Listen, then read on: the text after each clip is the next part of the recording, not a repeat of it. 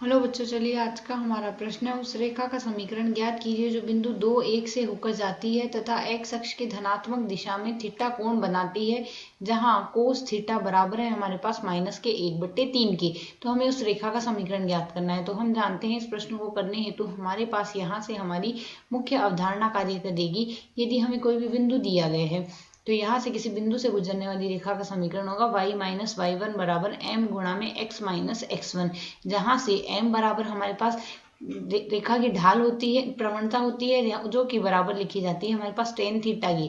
Theta का मान हमारे पास यहाँ से 0 से 180 डिग्री के कोण के बीच में होगा, क्योंकि यह ढाल के लिए हम लिख रहे हैं यहाँ से। तो यदि हम प्रश्न के अनुसार देखें, बिंदु तो हमें दिया गया है 2 1, तो यदि बिंदु 2 1 की तुलना हम x1 y1 से करेंगे यहाँ पर, ठीक इसी प्रकार हमें यहाँ से x अक्ष की धनात्मक दिशा से थीटा कोण बनाती हुई कोई रेखा दी गई है और कोस थीटा का मान हमें दिया गया है यहाँ से -1/3।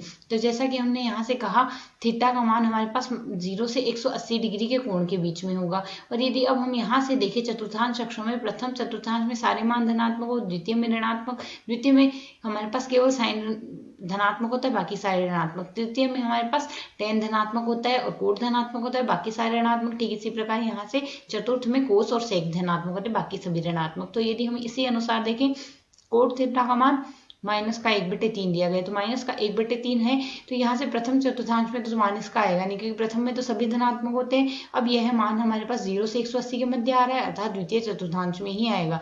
तो यहाँ से कोस थीटा बराबर हमारे पास लिखा जाता है आधार बट्टे कर्ण। तो आधार बट्टे कर्ण आ जाएगा हमारे पास यहाँ से। तो यदि हम यहाँ से लंब देखें तो लंब आएगा हमारे पास वर्गमूल कर्ण का वर्ग, माइनस में आएगा हमारे पास यहाँ से आधार का वर्ग। तो यदि अब हम यहाँ से ध्यानपूर्वक देखें तो कर्ण का वर्ग हमारे पास इसमें क्या आएगा, कर्ण का वर्ग आएगा 3 का वर्ग आ जाएगा हमारे पास 9, माइनस आधार का वर्ग आएगा 1 का वर्ग, जो कि 1 आएगा, अर्थात वर्गमूल 8 हमारे पास यहाँ से लंब का मान आ गया।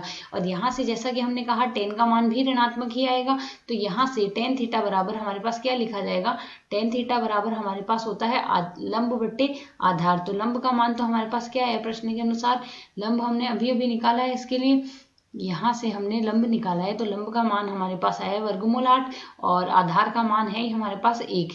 तो आधार यहाँ से यह मान आएगा वर्गमूल 8/1 और यहाँ से यह मान आएगा हमारे पास ऋणात्मक, तो मान ऋणात्मक आ गया। अब प्रश्न के अनुसार हम रेखा का समीकरण देखेंगे, समीकरण आएगा y-y1।